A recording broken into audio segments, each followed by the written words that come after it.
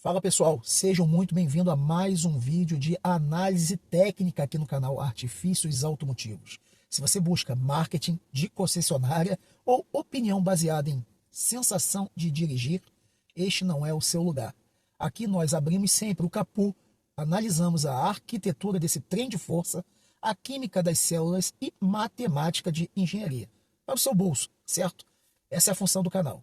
O BYD King chegou ao mercado brasileiro como uma aposta direta da maior fabricante mundial de veículos eletrificados para desbancar o reinado histórico de sedãs médios a combustão e híbridos convencionais, os HEVs, que dominavam o segmento há mais de 2 décadas. Mas quando tiramos a lataria do King e colocamos a sua plataforma aqui na nossa bancada, nosso elevador, o que realmente nós encontramos? Como funciona a integração entre o motor a combustão de ciclo Atkinson e motores elétricos do sistema DMI. Qual é o comportamento termodinâmico desse conjunto e o que está oficialmente homologado pela própria BYD para o mercado brasileiro no nosso horizonte agora de /26, /27, em termos de capacidade de bateria ou até mesmo mudança de arquitetura. Então aperte o cinto aqui, porque hoje nós vamos dissecar esse carro, tá? Do conector de carga até o eixo traseiro. Para entender o BYD King, primeiro passo é desmitificar a sua transmissão. Tá? Esqueça caixas de câmbio automáticas convencionais. Muita gente tem essa dúvida. Transmissões de dupla embreagem ou até mesmo CVT, com engrenagens planetárias complexas. Esqueça isso. O BYD King utiliza a plataforma DMI, que é Dual Mode Inteligente, que opera em uma arquitetura de acoplamento direto via embreagem monodisco, em banho de óleo. O sistema é composto por 3 elementos centrais naquele cofre de motor. Primeiro, o motor a combustão 1.5, chamado de BYD 472QA, que é um bloco de 4 cilindros, aspirado, operando sob aquele ciclo Atkinson. Tá? Esse motor foi projetado com uma taxa de compressão extremamente alta, 15,5 a cada um. E o foco exclusivo é eficiência térmica, atingindo picos de 43% de eficiência de queima.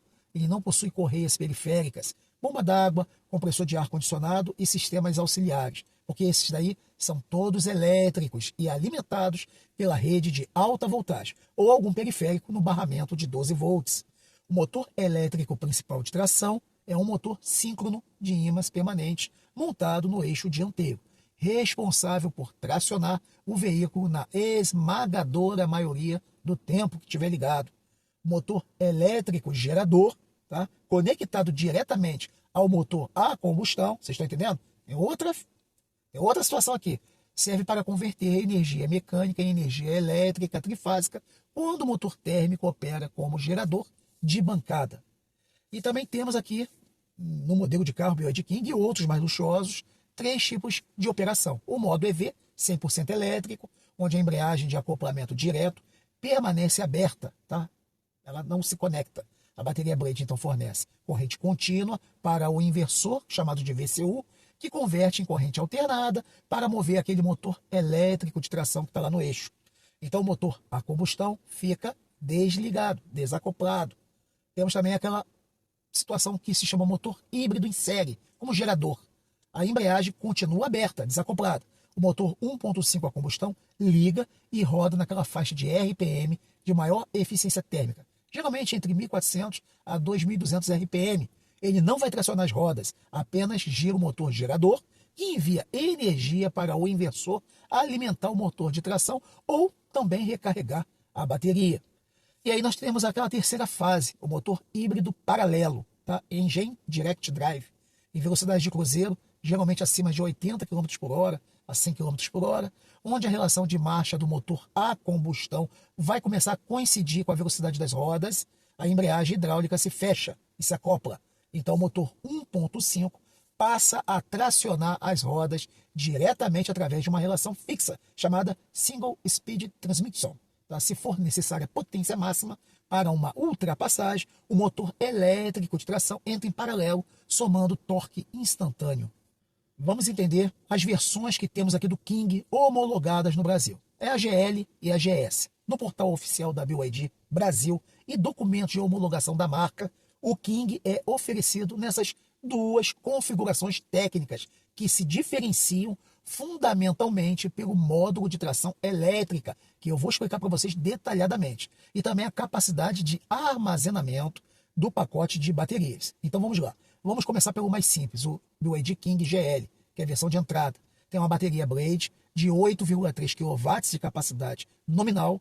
A potência combinada do motor 1.5 com motor elétrico de 209 cavalos, torque combinado de 32,2 kg de força-metro, potência do motor elétrico 180 cavalos ou 132 kW, autonomia no Inmetro 36 km no modo totalmente elétrico. Pode ser que você chegue ali a 50 km, tá? Mais um pouco razoavelmente, né? Agora vamos à versão GS, top de linha. Bateria de 18,3 kW de capacidade, potência combinada agora do motor com o elétrico de 235 cavalos, torque combinado de 33,1 kg, potência do motor elétrico 197 cavalos ou 145 de kW de potência. Autonomia no Inmetro, 80 km no modo totalmente elétrico, alcançando ali um pouco acima de 100 km em ciclo urbano real. Então, notaram a diferença técnica que eu queria explicar? Para extrair 235 cavalos nessa versão Top GS, a BYD não terá o motor a combustão 1.5 aspirado, que gera os mesmos 110 cavalos e 13,8 kg de torque nas ambas versões. A diferença de potência e torque do carro vem exclusivamente da capacidade de descarga, chamada C-Rate, da bateria, tá? Que é maior, de 18,3 kW, e do inversor calibrado para entregar 145 kW de motor elétrico na versão GS contra 132 kW na versão GL. Aí também temos a bateria, né? LFP nas duas, química com segurança e gerenciamento térmico impecável.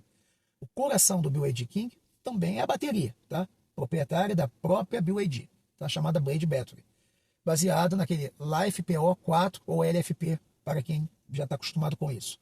Sob ótica de laboratório, a química LFP possui vantagens estruturais críticas em relação às baterias de níquel, manganês e cobalto, as antigas NMC.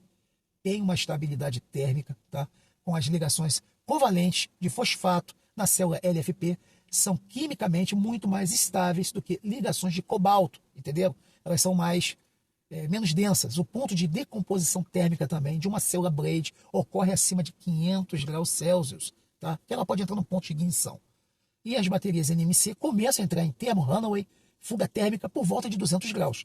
Vocês veem que é bem mais próximo o incêndio numa NMC.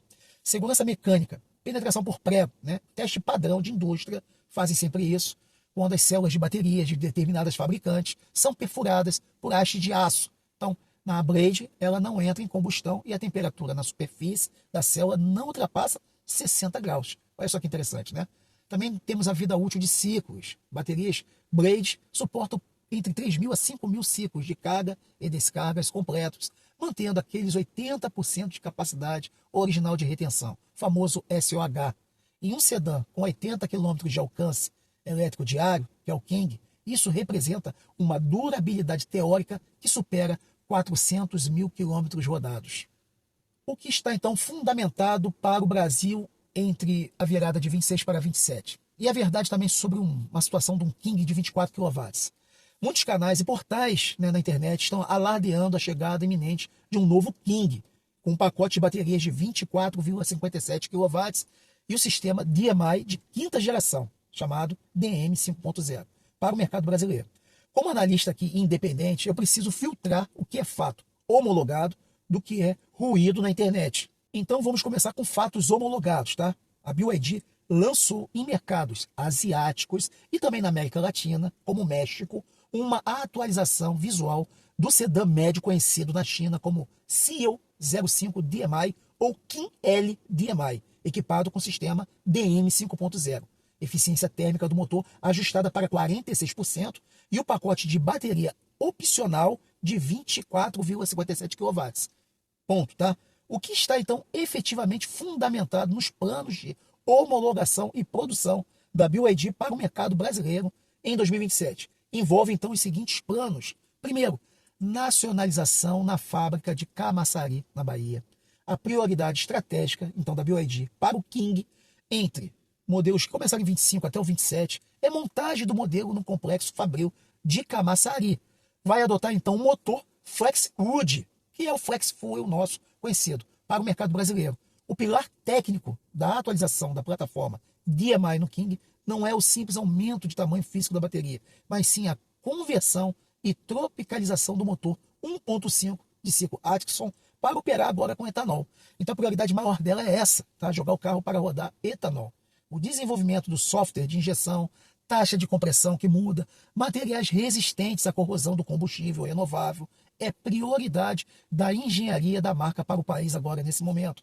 A matemática então da bateria de 24 kW no Brasil, trazer então, aí é a matemática, ou produzir pacote Blade de 24,57 kW no King exigiria uma recalibração de suspensão traseira devido ao incremento de peso de cerca de 80 a 110 quilos no assoalho, não é qualquer coisa, e elevaria também o custo de produção do veículo.